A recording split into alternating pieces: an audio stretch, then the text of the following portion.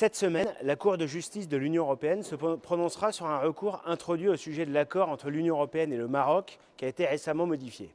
Le Front Polisario, mouvement communiste, armé, inféodé à l'Algérie et qui conteste la souveraineté territoriale du Royaume du Maroc, revendique que le Sahara occidental soit considéré comme distinct du reste du territoire marocain.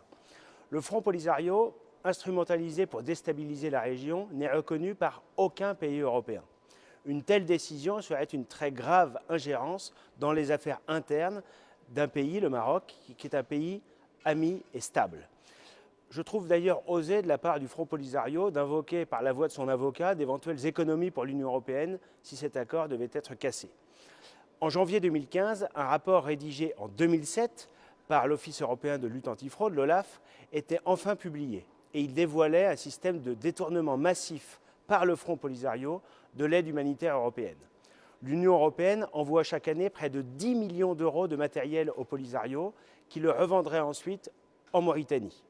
Cherif Larossi, un ancien militant du Front Polisario, a affirmé l'an dernier que le trafic, organisé avec la complicité de l'Algérie, se poursuit aujourd'hui encore activement.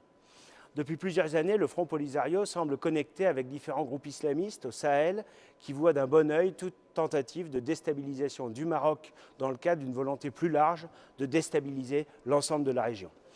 La relation entre les États de l'Union européenne et le Maroc ne doit pas être prise en otage pour satisfaire un groupe qui ne représente que lui-même et détourne à son profit la générosité européenne. L'accueil, il y a quelques mois, par le gouvernement socialiste espagnol, d'un chef du Polisario accusé de crimes de guerre avait déjà provoqué de vives tensions entre le Maroc et l'Espagne. Si la Cour de justice de l'Union européenne devait distinguer le Sahara occidental comme indépendant du Maroc, elle commettrait une coupable imprudence diplomatique dont les conséquences pourraient être très graves pour l'Espagne avec des répercussions néfastes pour tous les pays européens.